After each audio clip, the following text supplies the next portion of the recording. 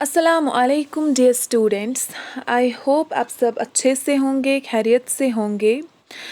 तो आज हम स्टार्ट करने जा रहे हैं आपके एसएसटी सब्जेक्ट में हमारा chapter number 16 our human resource.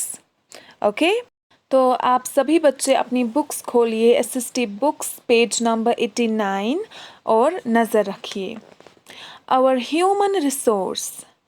Every country has natural resources such as minerals, water, forests, and air, but how best a country can utilize its natural resources for the welfare of its people depends on another resource, the human resource. The people themselves are the human resource.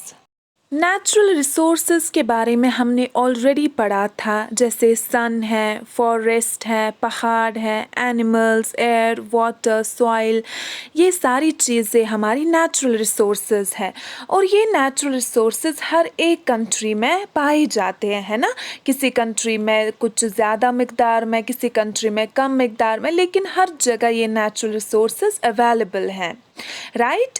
अब depend करता है एक country कैसे use करेगी इस natural resource का, किस तरीके से कितना यूज़ करेगी, यूटिलाइज करेगी ये नेचुरल रिसोर्सेज, किस लिए, अपने वेलफेयर के लिए, अपने अच्छाई के लिए, अपने एडवांटेज के लिए, अपने लोगों के लिए कैसे यूटिलाइज करेगी। और ये चीज़ किस पे डिपेंड करती है? ह्यूमन रिसोर्स पे, यानी कि हम पे, लोगों पे। ह्यूमन रिसोर्स का मतलब ही होता है लोग, हम भी एक रिसोर्स है ना, क्योंकि हमारा भी बहुत ही ज़्यादा कंट्रीब्यूशन है हमारे नेचर में, तो हम भी एक रिसोर्स है। और हम जो है, हम कैसे नेचुरल रिसोर्स को अपने फ़ायदे के लिए यूटिलाइज करेंगे, ये भी किस पे डिपेंड करता है? हम पे। It is only an educated and talented human resource that can use science and technology for the progress of a country and its people.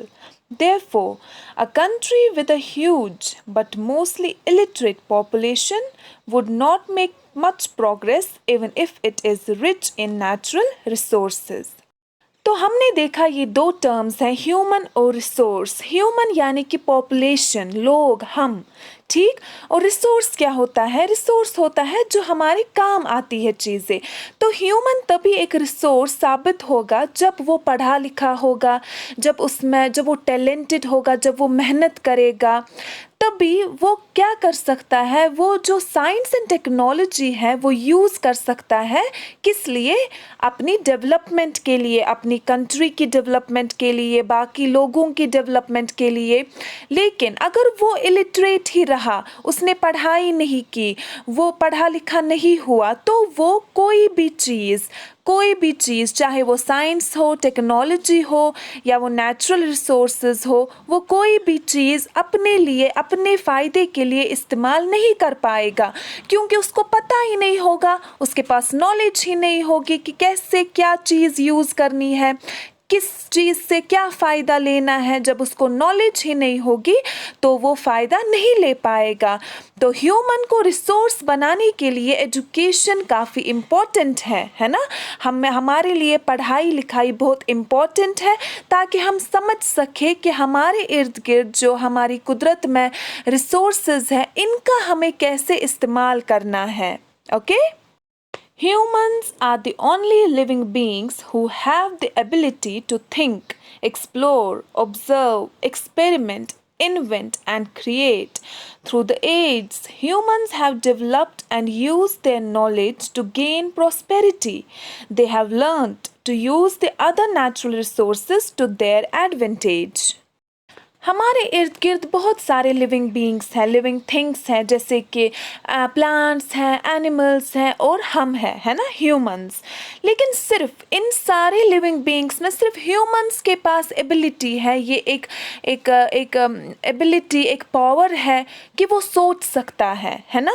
वो सोचेगा चीज़ों के बारे में, एक्सप्लोर करेगा, इंक्वायरी करेगा चीज़ों के बारे में, जानने की कोशिश करता है कि जैसे कुछ भी ये पेड़ अगर मूव कर रहा है, ये कैसे कर रहा है ना? हम सोचते हैं, हम चीज़ें ऑब्जर्व करते हैं, अपने इर्द गिर्द जो भी हमारे नेचर में हो रहा होता है, हम उससे बहुत ही डीपली ऑब्जर्व करते हैं, जानने की कोशिश करते हैं उस बारे में, या बहुत सारे एक्सपेरिमेंट्स करते हैं, या कुछ चीज़ें इन्वेंट करते हैं, नई नई चीज़ें क्रिएट करते हैं। ये सारी चीज़ें कौन कर सकता है? सिर्फ एक ह्यूमन कर सकता है। ऐसे ही धीरे धीरे इंसान ने सीखा कि अपने फ़ायदे के लिए हम कैसे नेचुरल रिसोर्सेज को यूज़ कर सकते हैं, यूटिलाइज कर सकते हैं। Okay, this is it for the day. Do reading of page number 89, part first. Take care. Allah Hafiz.